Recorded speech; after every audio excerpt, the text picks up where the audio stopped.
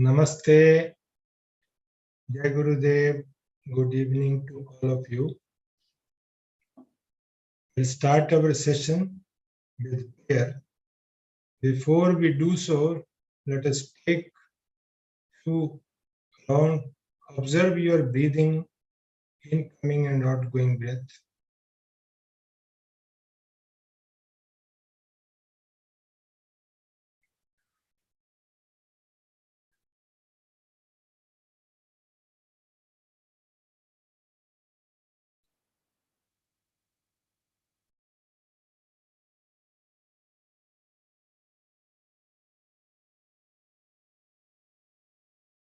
Mark your position. You are sitting upright. Your spinal cord is in straight line.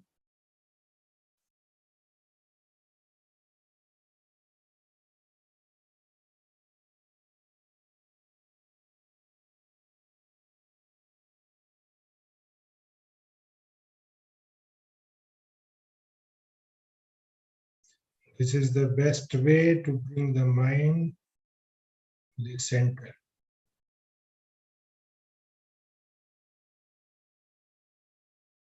Now we'll recite here. Sangachadvam sambadadvam Sambho manasi janatam Deva bhagam yatha purve Sanjanana upasate Sanjanana upasate Sanjanana upasate.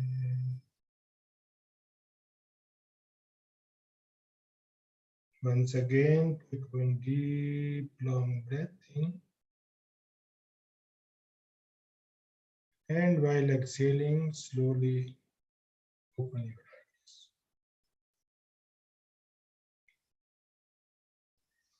Namaste once again. So friends, yesterday we were talking about Sampragyata, and at the superficial level we have tried to understand all the 4 stages. But as I discussed with you that this cannot be made clear unless we go through the Samapatti process. So we are coming back to the sutra, but from Vitarka to Vichara and from Vichara to Ananda state, blissfulness, and then I amness. When we get the glimpses of our true nature, what happens thereafter? That is what is depicted in the further sutra.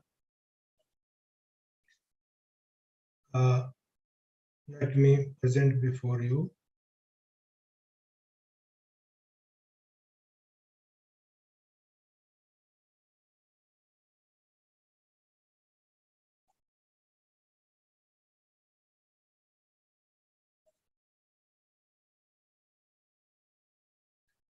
Sorry. Yes. So this Vitark, Vichara, Ananda, Smita, Nugamat, we have.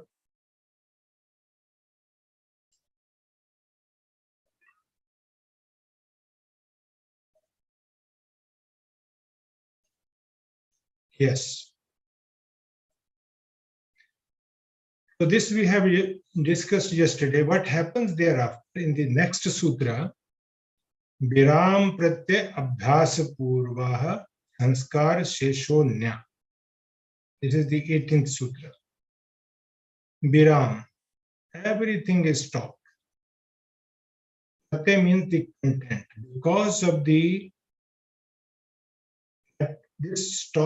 stoppage of all the content of chitta, when there's no content in the chitta, because of it is preceded by your abhyas only.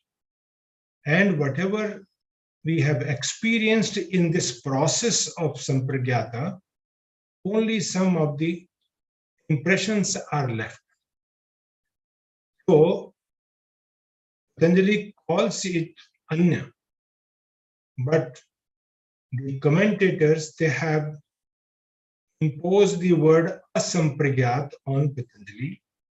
Patanjali does not use anywhere in his Yoga Sutra the word Sampragyat. But this Asampragyat, people have equated this with the Nirvija Samadhi and Sampragyat as a Sabij Samadhi.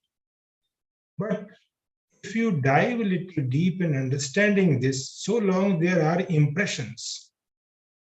Even in, if we accept it as a Nirvija Samadhi, the process is started in the Sampragyata I amness, and then this I is also dropped. There's no content in the chitta. So only amness. This amness also start dropping thereafter. So who is the experiencer thereafter? When there's no experiencer, how we can talk about the experience? So therefore, Patanjali has given this term Anya because it is indescribable. It cannot be described. However, with a view to somewhere or other describe, people have given the word Asampragyat. And Asampragyat, Sampragyat Samadhi they have given, although I don't agree with this statement that this is a Sampragyat Samadhi or Asampragyat, because Patanjali is very much acquainted with the term Samadhi, which he has used in the 46th Sutra after describing the Samapattis. He has used the word, what he says, Ta ev sabija samadhi. When all four Samapattis are described by Patanjali, thereafter he says Ta ev. All these four are said to be sabija samadhi. Sampragyat is a sphere of yoga. It is a kind of development. It is a sphere of yoga where person dives deep. In the beginning, he apply this, what you call the reasoning, and then try to understand the manifested world, thereafter unmanifested world. During the process of understanding this manifested and unmanifested world, what happens in the sphere of this sphere of yoga, that is what is described by Patanjali here. And therefore, I used to think that Sampragyat is not a samadhi or Asampragyat is not a samadhi. These are the sphere of yoga somewhere. So, in between, if we accept whatever is said by the commentator, if we accept that also, Sampragyata and Asampragyata, in between there is a Dharma Meg Samadhi. Dharma Meg Samadhi, Dharma Meg. Dharma is, according to our Vedic scripture, it is a cosmic law. So the thoughts of cosmic law, which bears only that water which flows in the form of blessings, whenever the person who has reached to that state of mind, when he has developed that harmony between the individual and the cosmos, his blessings, his start blessings the universe. He is pouring down that kind of what you call the virtue. Virtue means he wants that all should get this kind of knowledge. As the 15th sutra of the second chapter, Viveki, Pranam Tap Sanskara Dukkhai Gun Vritti Viroda Sarvameva Dukkham Vivekina. Viveki, one who has developed this kind of harmony, this what he wants, as people like Gurudev, they have that kind of what I'm going to discuss on the verb pratyaya yogis also in the next sutra. But here we have to understand that such type of people, they are just pouring, they are just giving the blessings to the people so that they can also develop that kind of harmony with this cosmos. That is what is the purpose.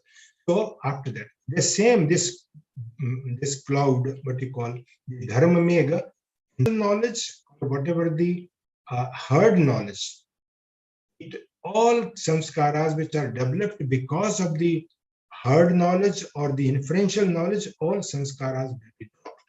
Similarly, here the Brahm Pratyabhyas Purva Sanskar, whatever the sanskaras are left, all sanskaras will be dropped because of the Ritambara Pragya or this Dharma Mega or this cosmic law. When one get established in a cosmic law, then all sanskaras are dropped, and that is Dharma Mega Samadhi. It pours the blessings to all humanity so that all should understand this. This is what is the general idea, but after completing the Samapattis, we have to come back to these two sutras, then only these two sutras will be clear.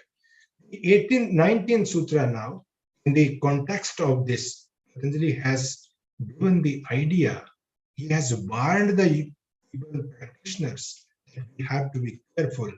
And he is talking about the Bhava Pratyay and Videha Yogi. Bhava Pratyao Videha Yogi, Videha Prakriti Layanam. This is what is the 19th sutra of the first chapter. So, Bhav means the birth. Pratyay means the content. So, Bhav, the birth becomes the cause of the liberation of whom? Only the Videhi Yogi and Prakriti Lena Yogi. Videhi, bodiless yogis. It is accepted, bodiless. You may, in the body, and we have a concept of Kaya Parvesh also in our scripture, the Shankaracharya has also, by leaving one body, entering in the other body, that kind of means examples are available in our scripture. So Videhi Yogi without body, Videhi Yogi and Prakriti Lena, those who are practicing, they are trying to understand this cause and effect theory. And somewhere, while understanding that, Gurudev has given a very good example in his text, Yoga Sutra. Then he said that when you continuously focus on the mountains and without blinking your eyes, as we do in Trataka, continuously when you see, then sometimes you forget your body, you become one with that. Whether you contemplate upon this, on the sun or the moon or the this mountain, so you forget your body during that time. I would like to give you the example of Raja Janak, who was considered to be a Videhi Yogi, although he was in the body, but he was a Videhi. He was without, means body, without body. Yeah, Raja Janak was considered to be Videhi Yogi because he had that capacity that he can stay without this body, because he was coming out from the body with his own this power, the yogic power. So that is called Videhi Yogi.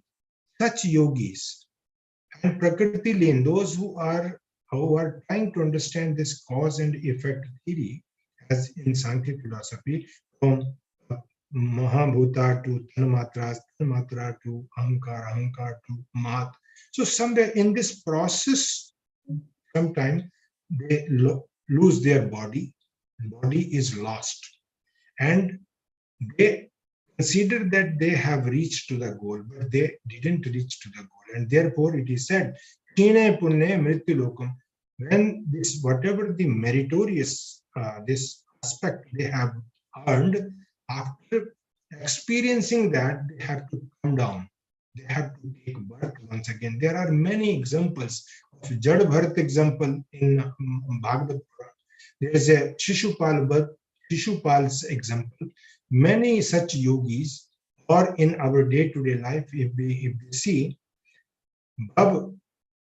you might have heard about the Gurudev Sri Ravi Shankar Ji. Right from his childhood, he started reciting Bhagavad Gita. Nowadays, you can see this Indian Idol program is going on in TV, and this 15 years, 16 years children, they are singing like anything, as if even if the people who are sitting there, they have a long-standing experience, but they sometimes used to say that we cannot sing like you, although we have practiced for uh, for 25 years, but we cannot. So such type of people. Recently, I would like to share with you the last Indian Idol. There was a small boy, 5 years old boy from Indore. Whatever you sing, immediately, whatever you are singing, he will translate into Sargam immediately. So such type of people are set with the extraordinary, or what you call in the sixth chapter also, Yog Vrashta Api Jayante. So that is what is the bhav. So bhav means birth becomes the cause of their liberation. They are they are coming back only because something is left. They have not reached to the ultimate goal, so they have to come down. So for such people, birth becomes the cause of their liberation immediately. As you know, Jad Bharat or other, there are many examples in our scripture. But we all of us, we are Upaya Prakriti yogis. Prakriti Lean, let me make it clear. Prakriti Lean yogi, those who are trying to understand this or through the reasoning or through their logic, in the beginning, this cause and effect theory of this Sankhya philosophy, they when the effect goes back to its cause, then this Ankar goes to Mahat, Mahat goes back to Prakriti. In between, they have lost their body, and therefore they are said to be Prakriti lean yogi. Prakriti lean yogi, and during that time they think that they have reached the goal, but they didn't reach the goal. This is what. So, and why? Because whatever known to the unknown, from manifested world to the unmanifested world. This jump, sometimes it creates kind of what we call that kind of this is the end aspect, and we accept that this is the end. But that is not the end, and therefore they have to come back. And it is clearly mentioned, Shine Punya, whatever the punya, the merit they had earned, after completing, after enjoying that merit, they had to come back. Such type of people are available, like Gurudev, such type of people, they have earned this the earlier life. So, but we all are upaya prati. What kind of means qualities we should earn? Shraddha. The next sutra says Shraddha, Virya, Smriti, Samadhi, Pragya, Purvak, Itresham. Itresham means upaya prati yogina, other than bhav prati yogis. So we all are upaya prati yogi. So we have to cultivate that kind of Shraddha first. Shraddha should not be andhshraddha. It should not be blind Shraddha. It should be based on our own concrete experiences. And once this Shraddha is developed on the basis of experiences, it never, you more and more, you want to learn more and more, This quality is needed with a view to reach to that state. So Shraddha is, and this is Shraddha. Whenever there is a chance to fall, immediately this Shraddha helps us, as the mother helps the child who does not know that this knife may harm him or her. So immediately the mother takes away that instrument, that knife from the child. Similarly, this is Shraddha. Whenever there is a chance to fall towards the object, immediately this Shraddha helps us, and again we are on the track. So this Shraddha we have to cultivate this Shraddha. All of us, and without Shraddha, if you go through this, what we call the Ramayana, Ramcharitmanas of Tulsidas. In the beginning, Tulsidas has said Bhavani Shankaro Bande Shraddha Vishwas Rupino. What is Bhavani? Bhavani is your Shraddha and Vishwas is your Shankar. Unless we have this Shraddha, we cannot. Whether we have to earn something, whether it is a worldly affair or whether it is a spiritual journey, whatever it may be, Shraddha is must. So Shraddha is a lower kind of Shraddha when we are applying this for the worldly affairs. But it is a higher kind of Shraddha. When it is Shraddha is Shraddha. As I said, the instrument is instrument. How you make use of it, it depends. So that Shraddha never stops. And then you develop that kind of what you call the interest in that particular field. This never allow you to stop. And thereafter, you need the courage, the enthusiasm. It's called virya. It is a bigger enthusiasm, as in everywhere in our yogic scripture, in Hadpradipika, Sahasat, Dhairyat, Nishchyat, Utsahat. These are Utsaha, Dhairya, enthusiasm, and Nishchay. You should be, and determination.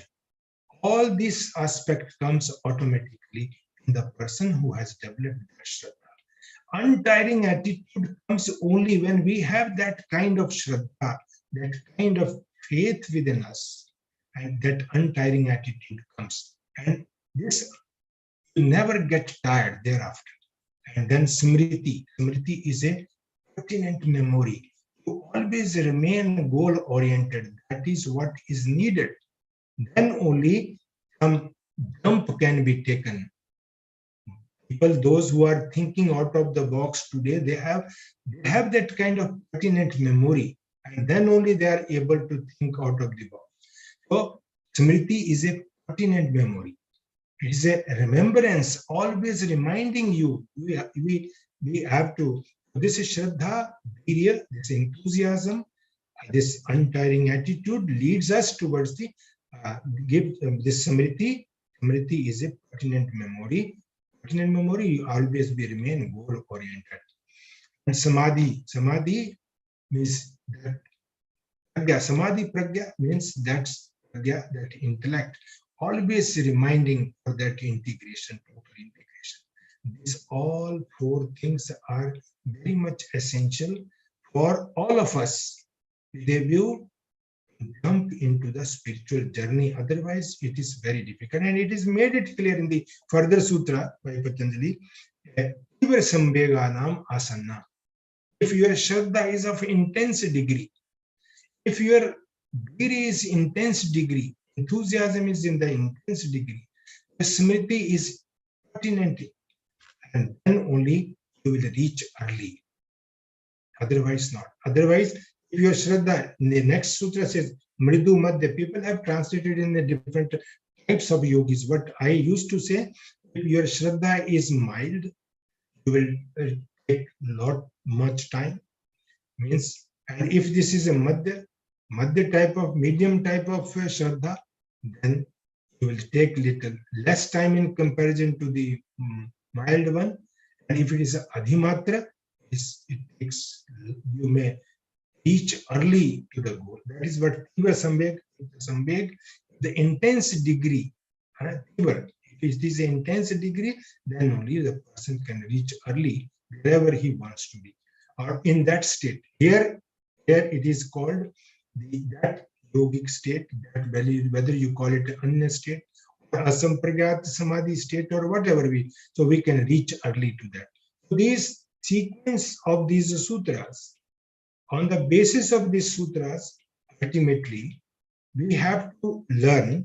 There are certain जन्मजात योगी होते हैं, जैसे गुरुदेव हैं या और कोई इस प्रकार के, तो जो ऐसे योगी हैं, उन योगियों को, क्योंकि वो योगी जो हैं, they are living in tune with the law of this cosmos, and when someone is living in he wants that everyone should live like that, and that is why they are more interested that people should do this, and that is the reason why And that is the reason why our Gurudevs have reached to the around 160 countries, with a view to establish their peace and to remove this stress from the society and to remove this violence from the society. He has reached to the many countries, with a view to establish this. But this type of people, they want that this, we call this harmony, should be. Once this harmony is established, there will be no problem, and that is what our all shastra, sarve bhavantu sukhinah sarve santu niravaya. That is what always we are in the our scripture. That is what is the our this law, cosmic law. So we all are thinking in that line, and that is the reason why we think of Vasudev Kutumbakam also, because Gurudev used to say it is this whole world is one family, and therefore he is striving hard. He's taking the educational aspect and other aspect, So everywhere, whether it is a Ayurveda, whether it is a yoga, everywhere he has taken that steps, whether it's the education field, everywhere he wants that kind of law, that kind of harmony can be established. That is what is we learned out of these sutras. So thank you very much. Today I will stop here, and tomorrow we are going to take up the concept of Ishvara, which is a very I love this concept very much, Ishvara Pranidhana, because it is a bhakti concept according to me. So tomorrow we are going to discuss on this Ishvara concept. There are so many controversy in the commentators and the scholars, but I have a different kind of understanding that I would like to share with you tomorrow on the concept of Ishvara. First of all, we'll talk about the whatever is understood by the commentators, and thereafter I will put before you my thought, which I have developed out of this sadhana, so that will be discussed. Thank you very much. Jai Gurudev, Namaste, and good night.